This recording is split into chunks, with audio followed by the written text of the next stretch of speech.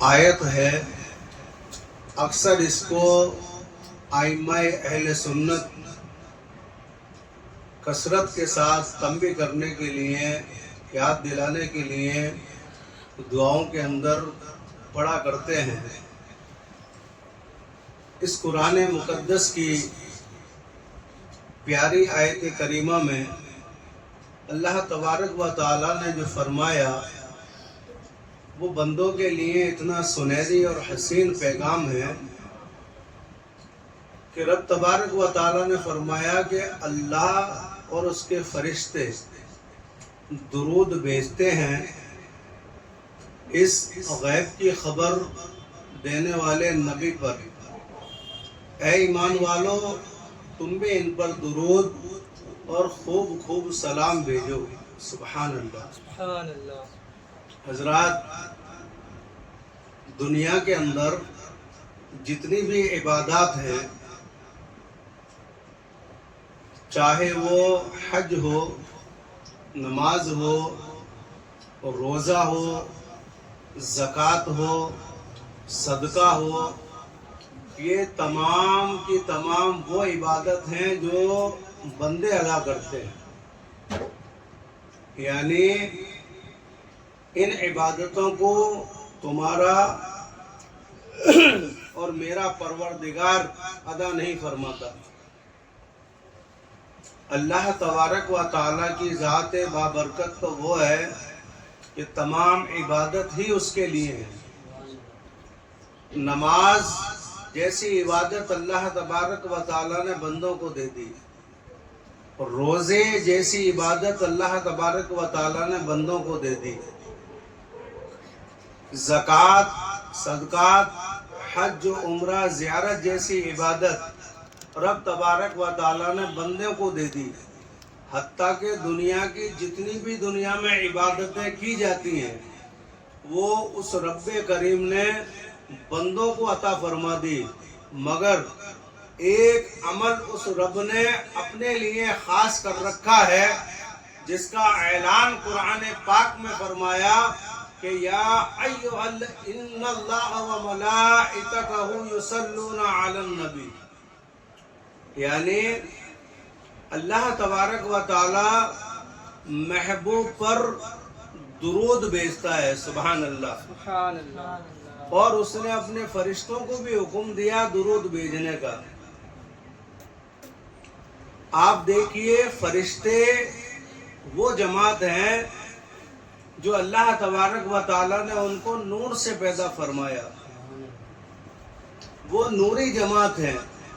فرشتوں کو اللہ تبارک و تعالیٰ نے وہ پاور عطا فرمایا کہ وہ کوئی بھی شکل اختیار کر لیتے ہیں، اور فرشتوں کی تعداد کے تعلق سے کتب تفاسیر میں آتا ہے کہ انسانوں سے کئی گنا زیادہ فرشتوں کی تعداد ہے۔ ایک جگہ پر آیا کہ انسانوں کی تعداد سے 10 گنا زیادہ، اور کہیں پر بے شمار فرمایا گیا کہ انسانوں سے بے شمار تعداد فرشتوں کی ہے۔ سبحان اللہ۔ ان فرشتوں میں سے کوئی فرشتہ اللہ تبارک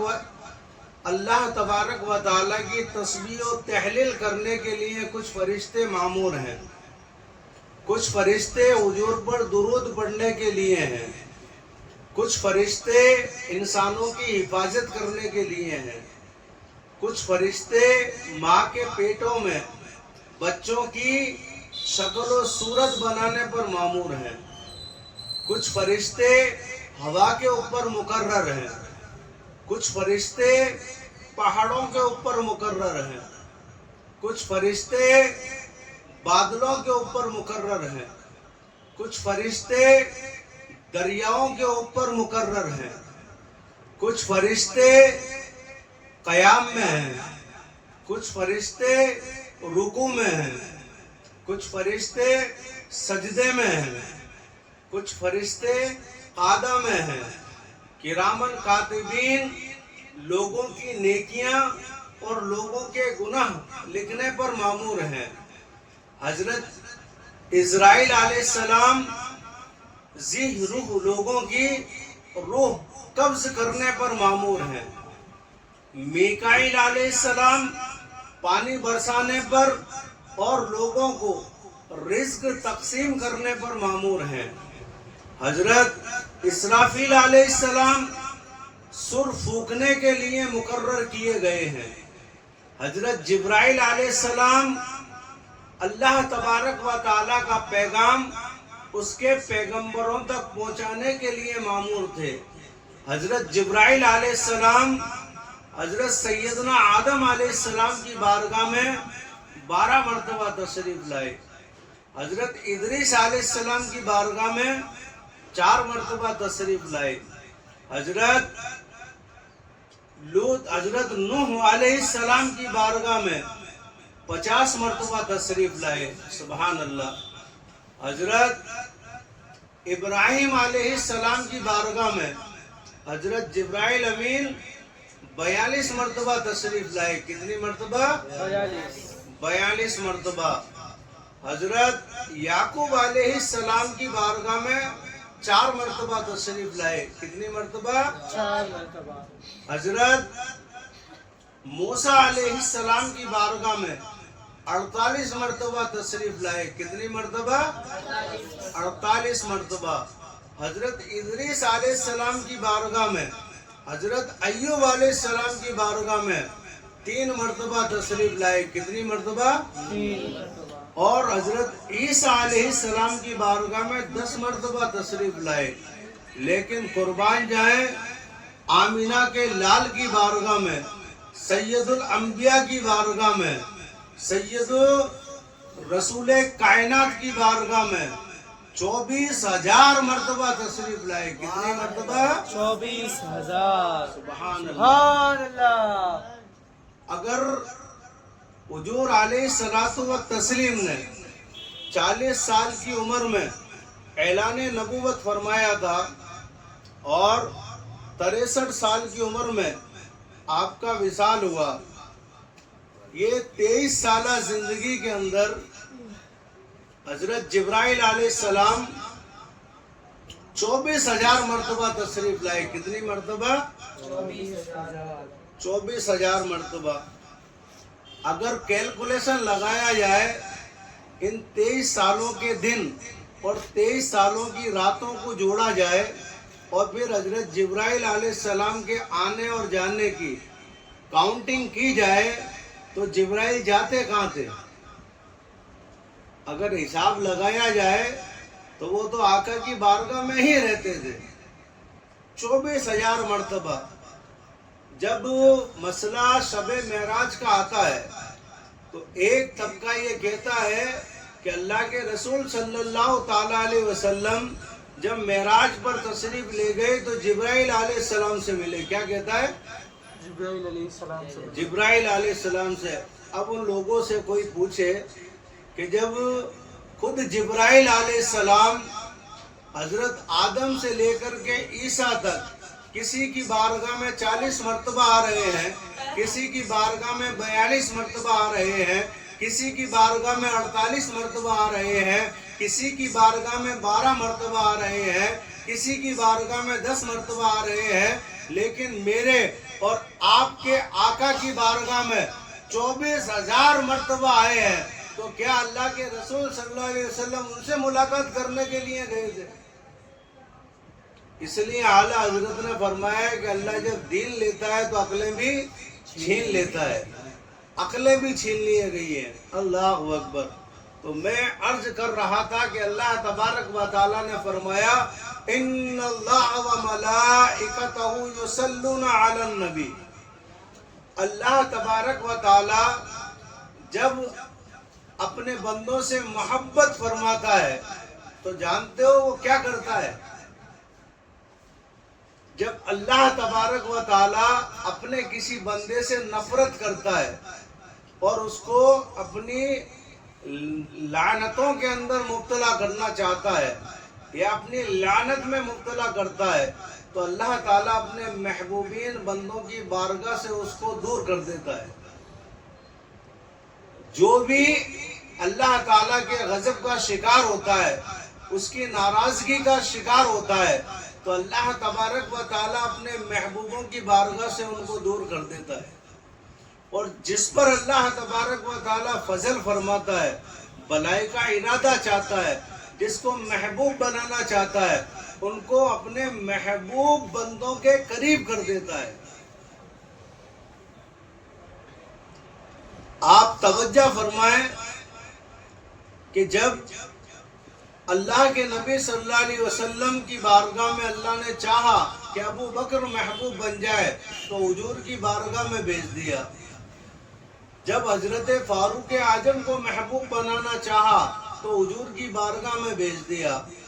جب حضرت بلال حبشی کو محبوب بنانا چاہا تو حبشہ سے اٹھا کر کے مدینے والے تاجدار کی بارگاہ میں بھیج دیا۔ جب روم کے سویب کو چاہا تو روم سے اٹھا کر کے اور رسول کرام صلی اللہ تعالی علیہ وسلم کی بارگاہ میں بھیج دیا۔ جب حضرت عثمان غنی کو محبوب بنانا چاہا تو حضور کی بارگاہ میں بھیج دیا۔ جب سرکار حیدر کرار کو محبوب بنانا چاہا تو محبوب کے خاندان میں پیدا فرما دیا۔ اللہ جس سے محبت فرماتا ہے، اللہ جس کو محبوب بنانا چاہتا ہے، اسے اپنے محبوب کی بارگاہ میں بھیجتا ہے۔ کہاں بھیجتا ہے؟ محبوب کی محبوب کی بارگاہ میں بھیجتا ہے۔ اور یہ سلسلہ صرف زبانی کلامی نہیں ہے، بلکہ اس کے شواہد قرآن اور احادیث کے اندر موجود ہے۔ اللہ تبارک و تعالی سورہ نساء کی آیت نمبر 64 میں ارشاد فرماتا ہے وَلَوْ أَنَّهُمْ إِذْ ظَلَمُوا أَنفُسَهُمْ جَاءُوكَ، اور اے لوگو جب تم اپنی جانوں پر ظلم کر بیٹھو، یعنی انسان سے اگر کوئی گناہ ہو جائے تو وہ اپنی جان پر ہی ظلم کرتا ہے، کسی کے اوپر کیا ظلم کرتا ہے۔ تو اللہ تبارک و تعالیٰ نے فرمایا کہ جب تم سے کوئی گناہ سرزد ہو جائے، تم اپنی جانوں پر ظلم کر بیٹھو تو میرے محبوب کی بارگاہ میں آ جاؤ، اور پھر محبوب کی بارگاہ میں آ کر کے محبوب کی بارگاہ میں عرض کرو، اور محبوب تمہارے حق میں میری بارگاہ میں جب ہاتھ دراز کر کے شفاعت فرمائے گا تب تم پاؤ گے مجھے بہت توبہ قبول کرنے والا مہربان۔ اس کی تفسیر کے اندر سرکار مولا علی رضی اللہ تعالی عنہ فرماتے ہیں کہ رسول پاک صلی اللہ تعالی علیہ وسلم کو وصال کیے ہوئے، انتقال کیے ہوئے 3 روز ہو چکے تھے۔ آپ کا مزار انور بن چکا تھا۔ لوگ کہتے ہیں کہ صاحب یہ تو آپ کی زندگی کی بات ہے۔ یہاں پر سرکار مولا علی فرما رہے ہیں کہ حضور کے وصال کیے ہوئے 3 روز گزر چکے تھے۔ لوگ زندہ اور مردہ کے معاملات میں پڑے ہوئے ہیں۔ لوگ کہتے ہیں کہ زندوں کا مسئلہ الگ ہے اور مردوں کا مسئلہ الگ ہے۔ ان سے پوچھا جائے کہ اس کے اوپر دلیل کیا ہے تو کہتے ہیں کہ قرآن کی آیت ہے کلو نفس ذائقۃ الموت، یعنی ہر جان کو موت کا مزہ چکھنا ہے۔ کیا دلیل دیتے ہیں؟ ہر جان کو موت کا مزہ چکھنا ہے۔ اب ان سے کوئی پوچھے کہ بھئی رب نے فرمایا کہ موت کا مزہ چکھنا ہے، کیا کرنا ہے؟ موت کا مزہ چکھنا ہے۔ اور مزہ کیسا ہوتا ہے کہ آپ نے ابھی چائے پی اور 10 منٹ بعد آپ کو اگر لسی پلا دی گئی تو چائے کا مزہ ختم ہوا، اب لسی کا مزہ آ گیا۔ اور 2 گھنٹے کے بعد آپ کو کوئی دوسرا شیک پلا دیا جائے، کافی پلا دی جائے تو اب لسی کا ذائقہ چلا گیا اور کافی کا ذائقہ آ گیا۔ تو موت کا کام تو صرف اتنا ہے کہ جو انسان زمین کے اوپر ہے اب اس کو زمین کے نیچے پہنچانا۔ موت کا کام کتنا ہے؟ جو زمین کے اوپر، جو زمین کے اوپر ہے اب اس کو زمین کے نیچے پہنچانا۔ پہلے حکومت اس کی زمین پر چلتی تھی، اب اللہ کے فضل سے زمین کے نیچے حکومت قائم ہے۔ سبحان اللہ، سبحان اللہ۔ تو اللہ تبارک و تعالیٰ نے قیامت تک کے لیے قرآن پاک میں یہ اصول بنا دیا کہ اللہ جس کو محبوب بنانا چاہتا ہے اس کو محبوب کی بارگاہ کی طرف بھیجتا ہے. کہاں بھیجتا ہے؟ محبوب کی بارگاہ کی طرف. محبوب کی بارگاہ کی طرف بھیجتا ہے. اور یہ قرآن کے اندر موجود ہے. سرکار مولا علی فرماتے ہیں 3 روز گزر چکے تھے حضور کو پردہ فرمائے ہوئے وصال کیے ہوئے. ایک اعرابی آیا اور رسول پاک صلی اللہ علیہ وسلم کی قبر انور کے سامنے اپنے گھٹنوں کے بل بیٹھ گیا اور زمین پر سے اس نے ریت اٹھائی اور اپنے ماتھے پر ڈالی. یعنی اس نے اپنے آپ کو ذلیل کیا. اور پھر قرآن کریم کی سورہ نساء کی آیت نمبر یہ 64 اس نے تلاوت کی اور عرض کی کہ یا رسول اللہ جب تک اللہ کی بارگاہ میں آپ میری سفارش نہ فرماؤ گے تب تک میرا رب مجھے نہیں بخشے گا.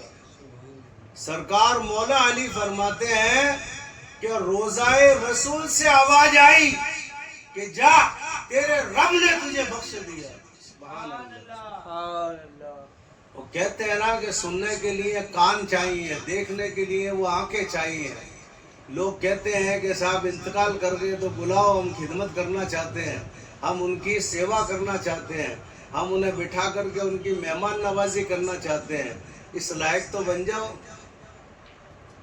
اس لائق بن جاؤ تو اللہ تعالیٰ تمہاری آنکھوں سے وہ وحدت کے پردے بھی ہٹا دے گا. کیا حضرت ادریس علیہ السلام جنت کے اندر موجود نہیں ہے؟ کیا حضرت عیسیٰ علیہ السلام چوتھے آسمان کے اوپر آج بھی موجود نہیں ہے؟ کیا خضر علیہ السلام آج بھی روئے زمین کے اوپر موجود نہیں ہے؟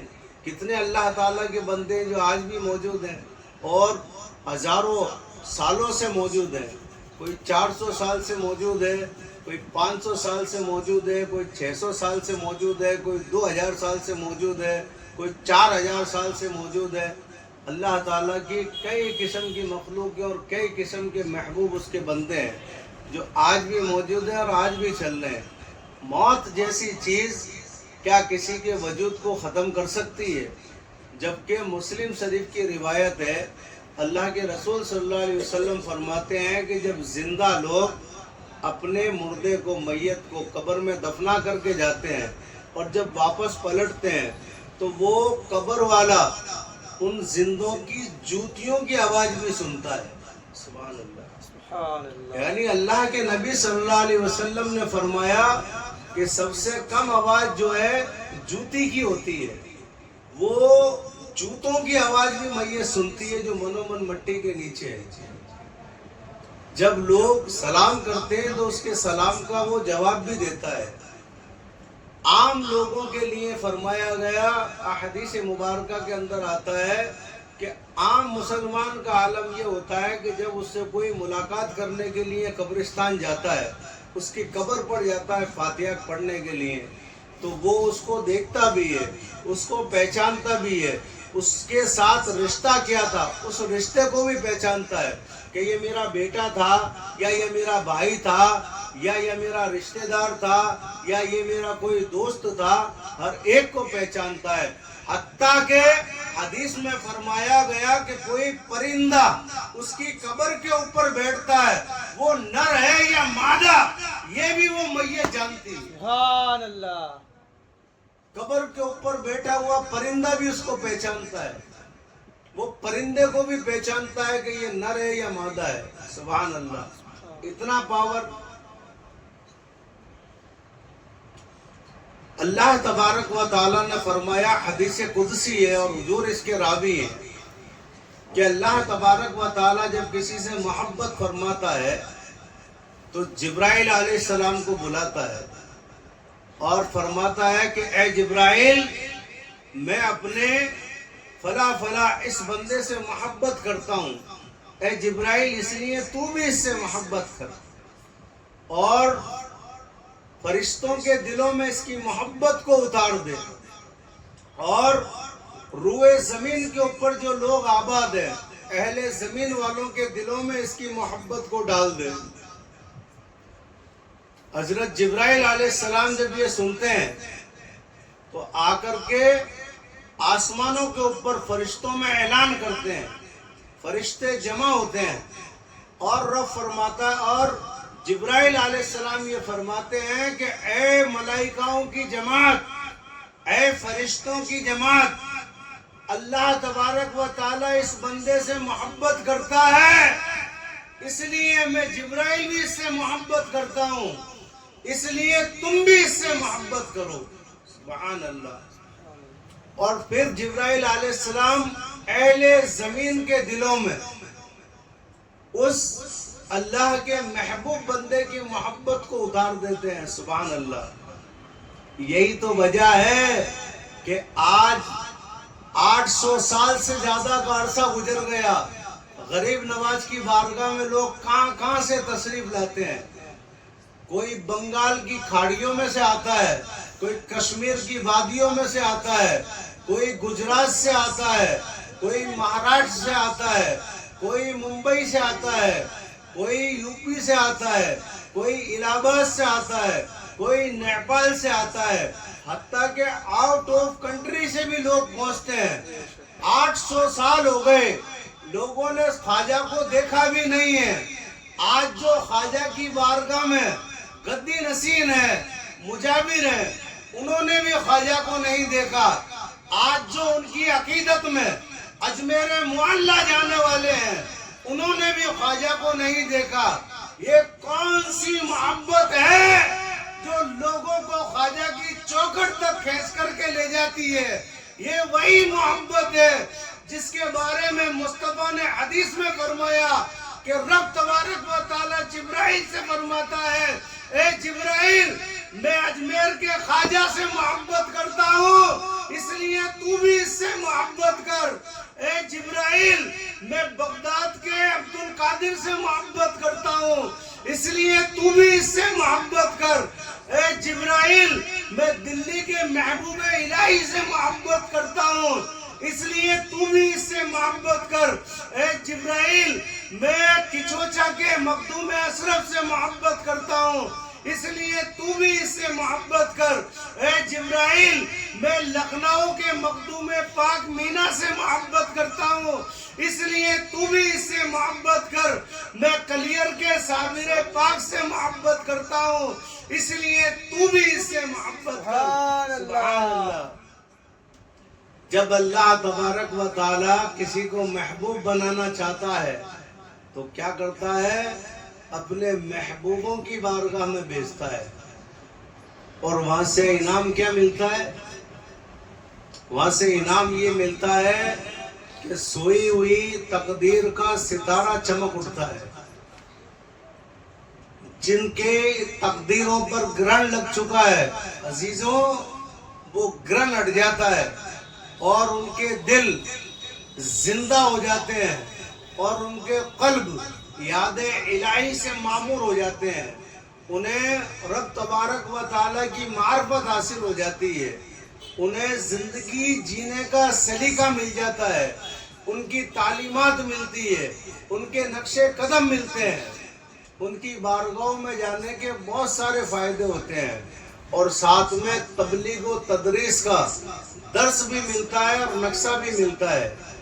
आज लोगों ने खानकाहों पर, मज़ारात में, दरगाहों पर जो खुराफात होती हुई देखी है, या जो बेअमल लोगों को देखा है, या जिन बेअमल पीरों को देखा है, आज उन्हें देख करके वो ये समझते हैं कि तसव्वुफ इसका नाम है, विलायत इसका नाम है, पीरी मुरीदी इसका नाम है।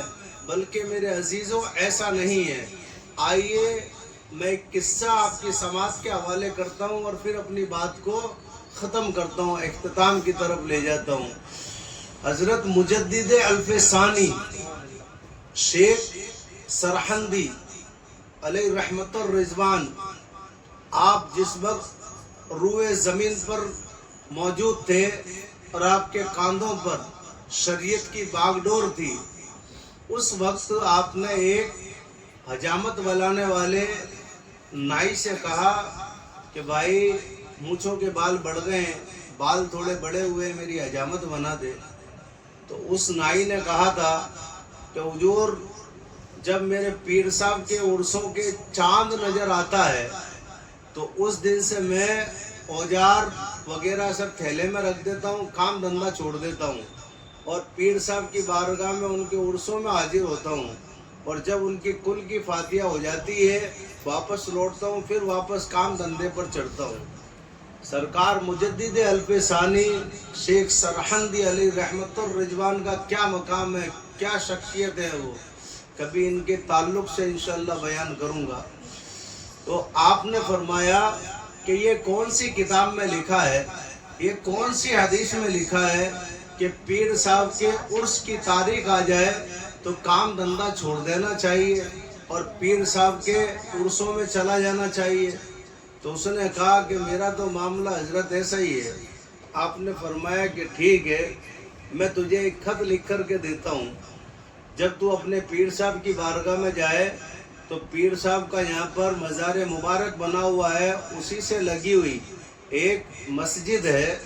उस मस्जिद के एक कोने की तरफ एक बुजुर्ग बैठे होंगे। ये मेरा ख़त ले जा कर के उनको देना, वो वापस जो तुझे जवाब लिख कर के दें वो जवाब ला कर के मुझे देना।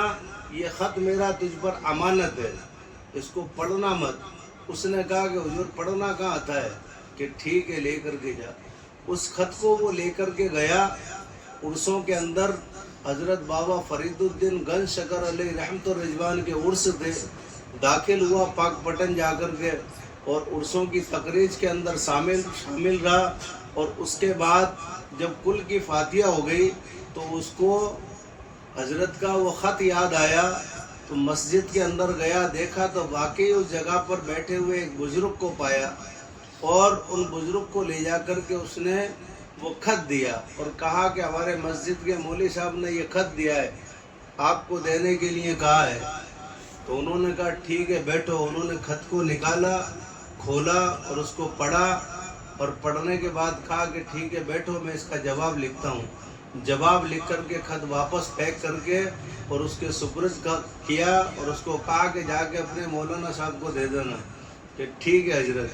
अब वो वहाँ से सफ़र करके जब लौटा और वापस हजरत की बारगाह में आया तो हजरत ने कहा कि मेरे उस ख़त का जवाब लाया है। तो उसने कहा कि हाँ हुजूर जवाब लेकर के आया हूँ, ये लो आपकी अमानत।